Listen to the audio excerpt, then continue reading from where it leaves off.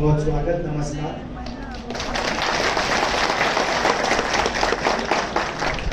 आज आपने मुझे फंसा दिया, बिना कोई प्रैक्टिस के आपने नचवा दिया। भी आना चाहिए, मगर उस समय जब हम श्रीनगर पहुंचे तो थोड़ी लॉजिस्टिक प्रॉब्लम हुई थी, तो हम यहाँ नहीं आ पाए।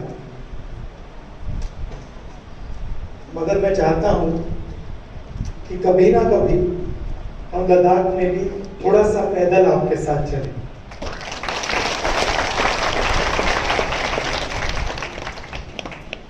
भारत जोड़ो यात्रा में मुझे बहुत सीखने को मिला, भारत के बारे में, हमारे लोगों के बारे में। लगता है कि देश में बहुत नफरत है,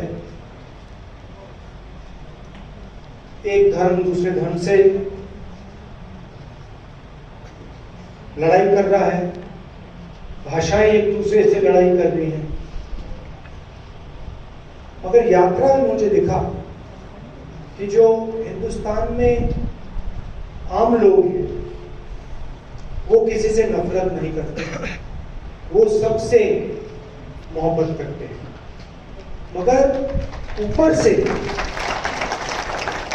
एक नैरेटिव बनाया जाता है, मीडिया में बनाया जाता है, शायद थोड़ा सा राजनीतिक लोग भी बनाते हैं, नफरत का एक माहौल सा बना देते हैं।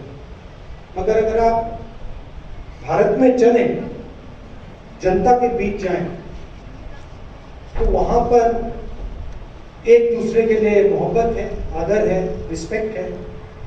और जो हिंदुस्तान की डाइवर्सिटी है,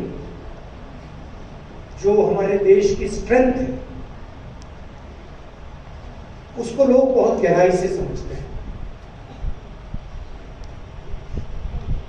मुझे पर्सनली बहुत सीखने को मिला।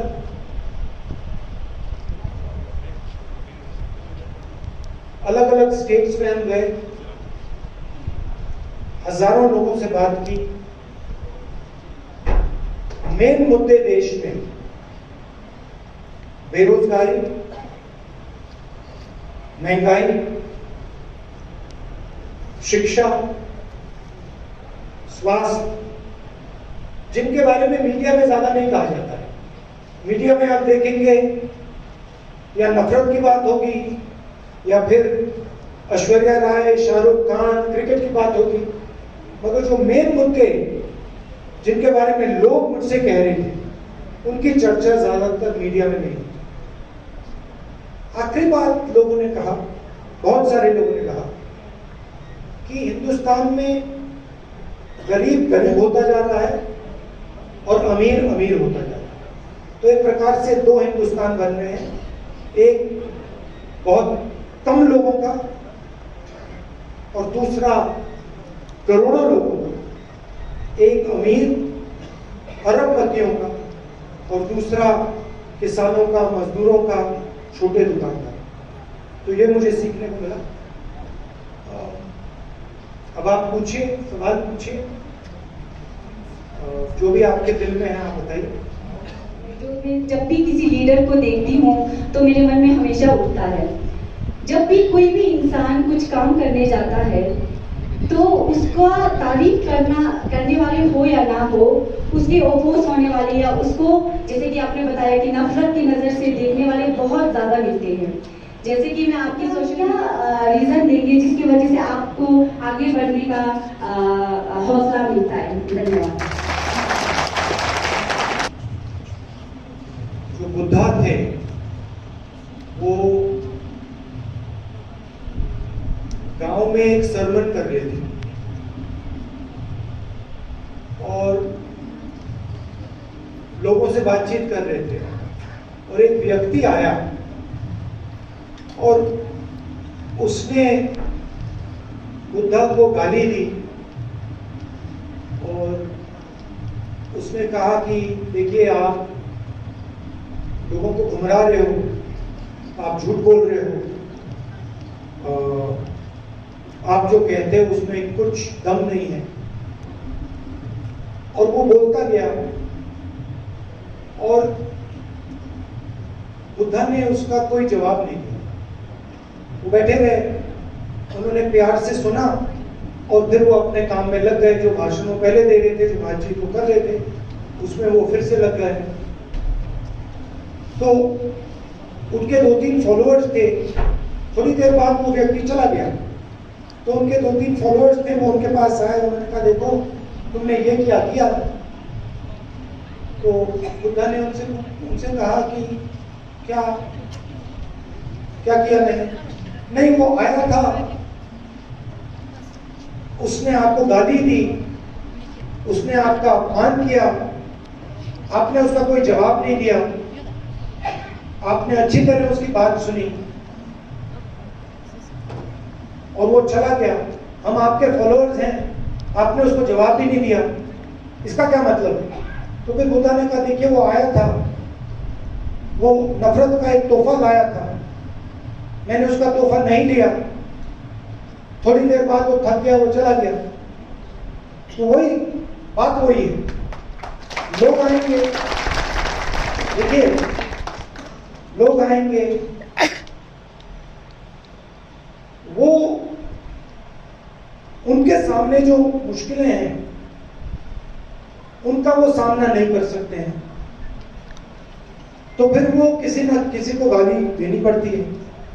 अपने आप को तो कोई गाली नहीं दे सकता, तो दूसरों को गाली देते हैं। थोड़ी सी इंपॉर्टेंस भी बढ़ती है,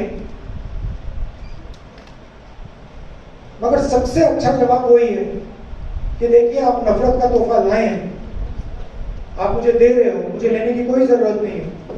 अगर आप मोहब्बत का तोहफा लाएंगे, मैं ले लूंगा, मैं आपको वो वापस दे दूंगा। मगर अगर आपने मुझे नफरत का तोहफा दिया, मुझे आपको नफरत का तोहफा वापस नहीं देना चाहिए। तो वही जवाब है। और एक ये है, और दूसरा है कि इससे सीखने को भी मिलता है। सब जो क्रिटिसिज्म होता है वो गलत नहीं होता है, बहुत सारा क्रिटिसिज्म सही भी हो सकता है। तो जो रीजनेबल क्रिटिसिज्म होता है उसको अच्छी तरह सुनना चाहिए, उसको समझना चाहिए और सोचना चाहिए कि ये बात सही है या गलत है। तो इस प्रकार से जो क्रिटिसिज्म है वो हमारा गुरु है, उसका भी रिस्पेक्ट करना चाहिए। ये योजना में आपको देखा था, बट हमने सोचा कि आप भूल गए, बट खैर आप यहाँ पे आ गए, वी वेलकम यू। और मेरा ये क्वेश्चन बोले या दर्द बोले जो आम यूथ का है कि हमारे यहाँ पे अनएम्प्लॉयमेंट बहुत साल बर साल बढ़ता जा रहा है।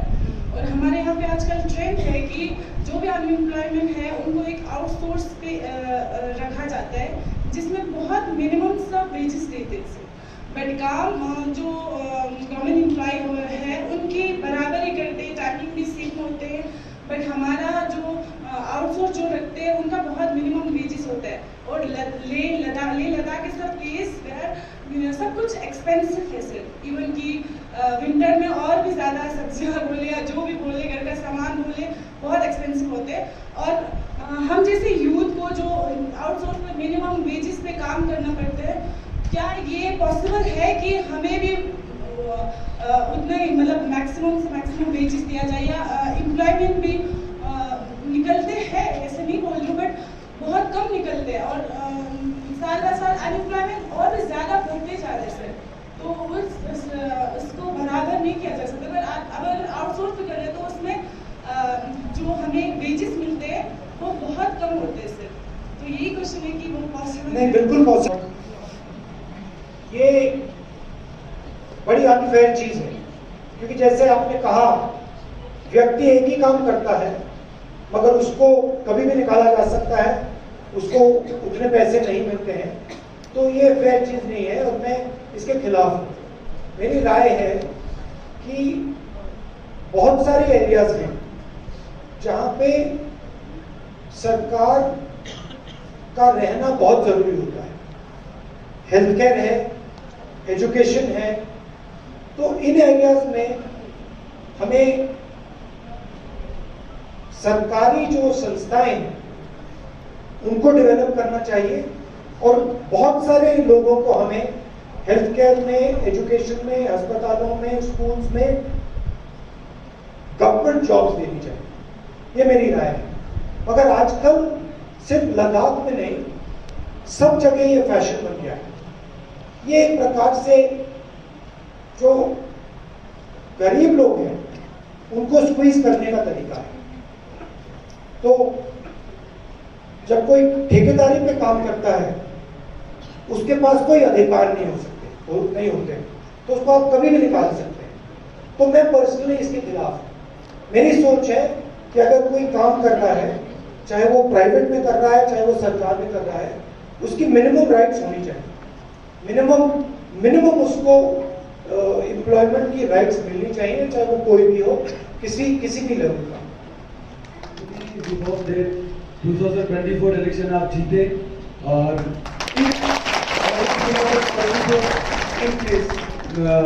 फॉर बेस्ट आप जीत जाए वो election.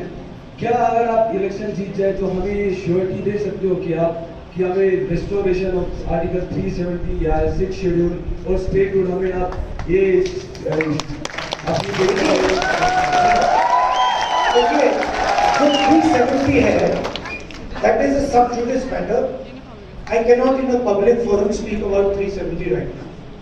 But I can say one thing, एक चीज मैं बहुत क्लैरिटी से कह सकता हूं कि आपको 6,000 करोड़ रुपए हर साल मिलता है और वो जो पैसा है वो आपका पैसा है, वो किसी और का पैसा नहीं है। और उस पैसे को कैसे स्पेंड किया जाए, किस चीज में स्पेंड किया जाए, वो आपके रिप्रेजेंटेटिव्स को डिसीजन देना चाहिए। वो किसी ब्यूरोक्रेट को या दिल्ली को वो डिसीजन नहीं लेना चाहिए। तो जो आपकी रिप्रेजेंटेशन है, जो आपकी डेमोक्रेटिक आवाज है, उसको 100% रिस्टोर करना बहुत जरूरी है।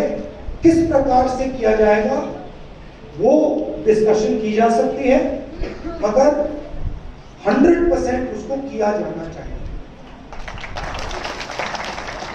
हिंदुस्तान डेमोक्रेसी है, ब्यूरोक्रेटोक्रेसी नहीं है।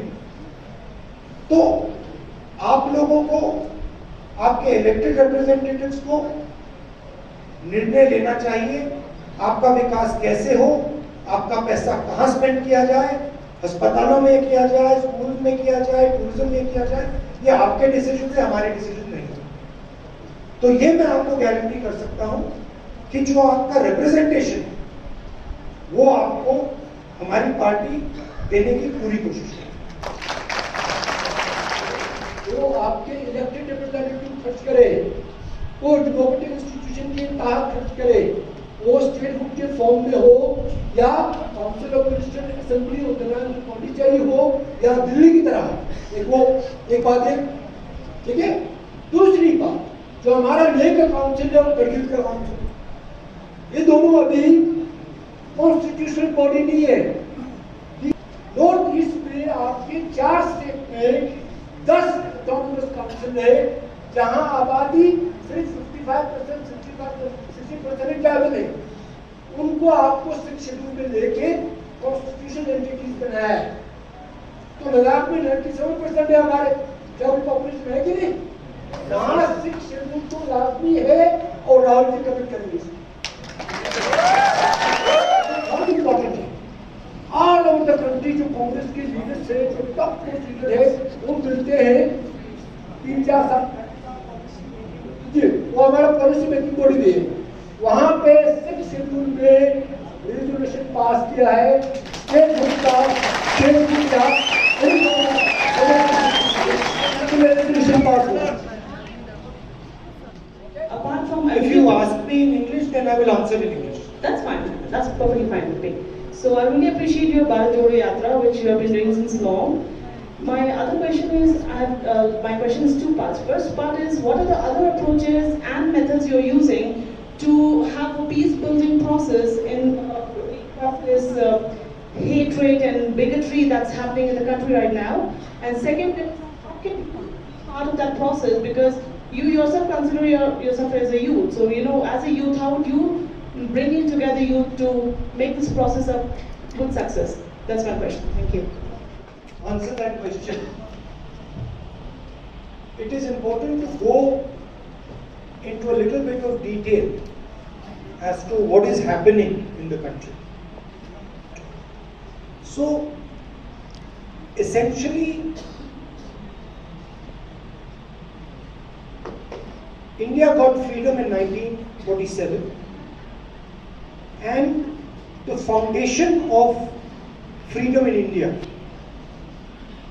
is the Constitution of India. And from the Constitution is a set of rules.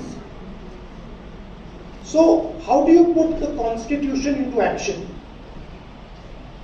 The way you put the Constitution into action is by setting up institutions that support the vision of the Constitution.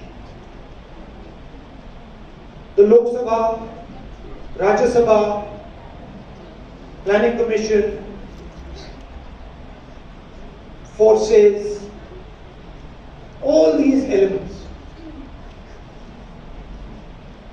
Now what is happening is, it is very difficult for the BJP to attack the Constitution directly, because people react very violently when you attack the Constitution directly.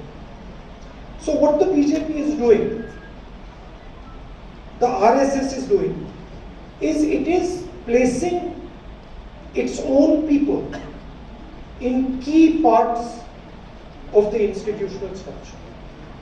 So they will place their own people. For example, if you go to the ministers in the government of India and you ask them, are you actually making the decisions in your ministry?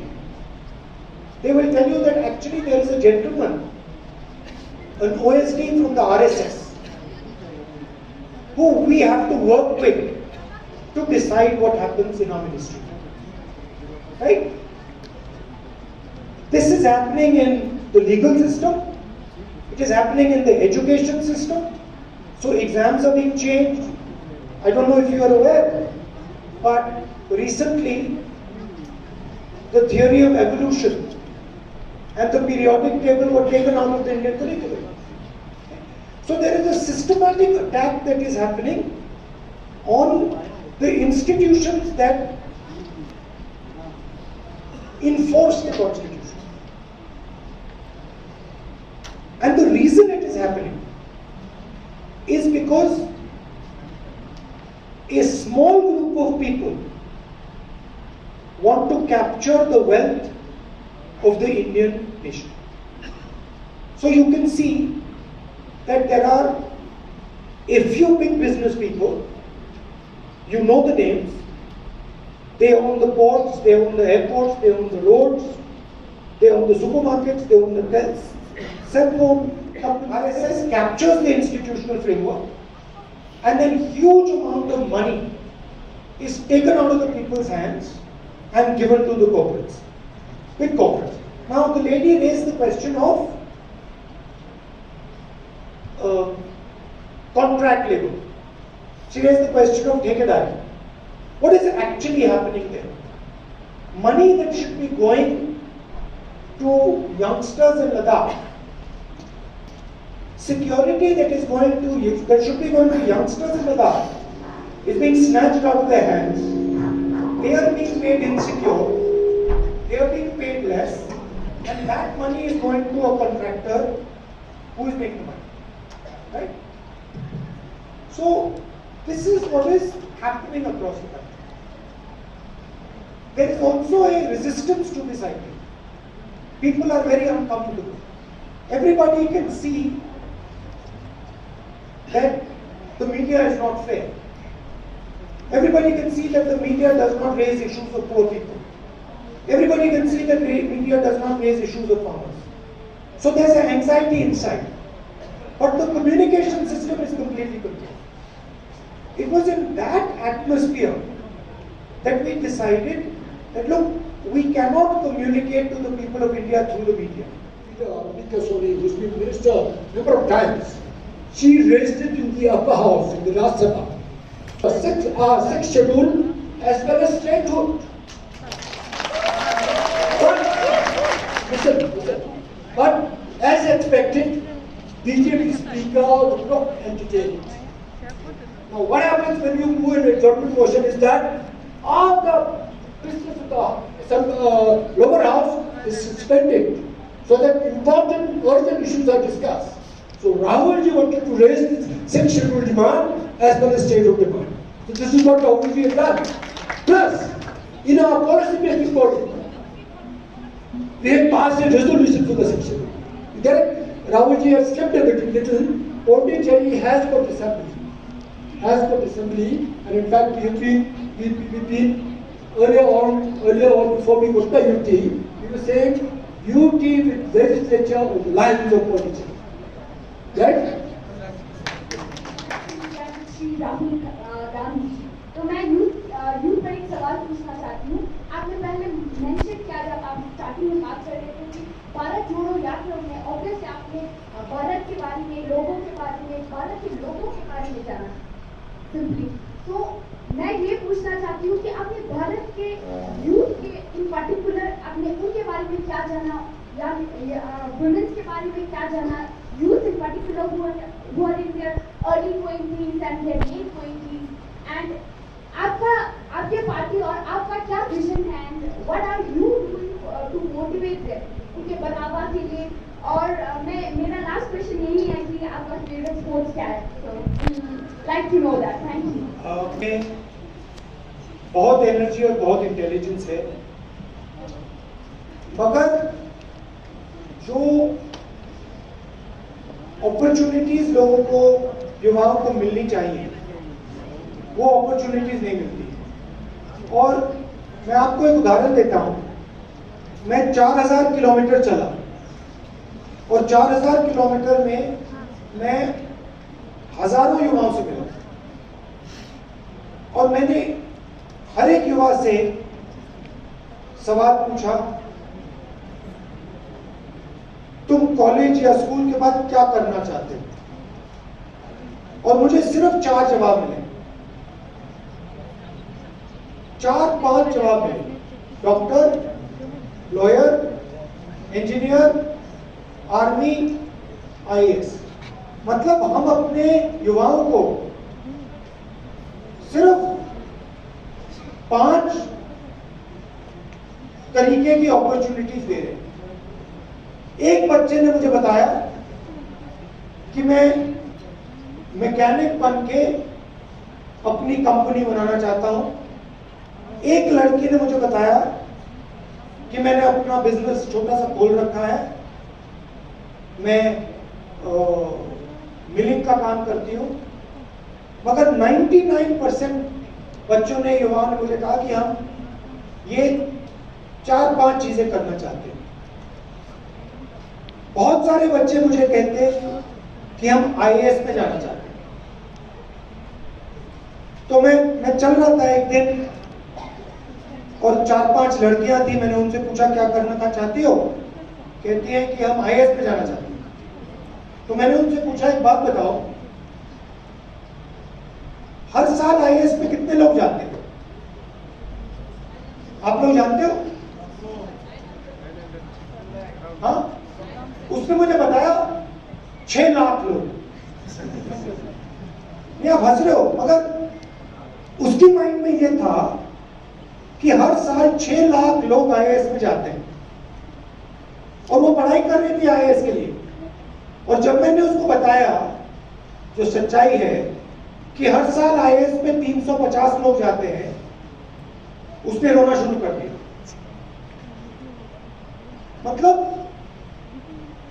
Life में हजारों अलग अलग type की opportunities होती है।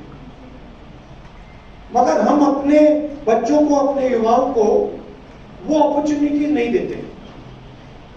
हम सबसे कहते हैं भैया आप इंजीनियर बनो, डॉक्टर बनो, लॉयर बनो, आर्मी में जाओ या फिर गवर्नमेंट में काम करो। रियलिटी ये है कि 99% लोगों को ये कभी नहीं मिलेगा। 99%, 1%, 2% लोगों को ये 5 चीजें मिल जाएंगी, 99% को नहीं मिलने वाला। तो हम 99% को झूठ बोल रहे हैं। इंस्टेड ऑफ सेइंग ये सब अपॉर्चुनिटीज हैं, आप इस पे फोकस करो, आप इस पे फोकस करो, आप इस पे फोकस करो, हम सबको कह रहे हैं कि भैया ये 4-5 काम करो। और जब सब लोग जानते हैं कि ज्यादा से ज्यादा 2-3% लोगों को मिलेगा और 95% लोगों को नहीं मिलेगा। मेरा मतलब क्या है कि हम देश की जो एनर्जी है, जो देश की ऊर्जा है, उसको जाया करें। तो युवाओं के लिए मेरी क्या थिंकिंग है, सबसे पहले आप जहां भी जाएंगे, किसी भी दुकान में चले जाइए, मोबाइल फोन खरीदिए, शर्ट खरीदिए, जूते खरीदिए, उस पर आपको made in China, made in Bangladesh, made in Japan, अब कम है बट मेड इन जापान भी है, आपको मेड इन इंडिया नहीं दिखेगा। तो अगर युवाओं को ट्रांसफॉर्म करना है, उनकी शक्ति का प्रयोग करना है, तो हमें made in India, made in Ladakh बनाना पड़ेगा। और उसके लिए हमें अपना आर्थिक सिस्टम, एजुकेशन सिस्टम पूरा बदलना पड़ेगा। इस एजुकेशन सिस्टम के साथ और इस इकोनॉमिक सिस्टम के साथ वो काम नहीं हो सकता। तो ये मेरा विजन है। मैं चाहता हूं कि एक दिन कोई चाइना में युवा हो, वो अपनी घड़ी के पीछे देखे, उस पर लिखा हो made in Ladakh, made in Leh. ये अच्छा, आप सब आए, आप सबका मैं दिल से धन्यवाद करना चाहता हूं। Martial arts, I do sport called Aikido, and I do another 2 martial arts, one called Aikido and one called Jiu-Jitsu. And to watch, I like football. So I'm going to watch football outside, and I will be very happy if most of you can come and watch with us. Thank you very much. Lovely.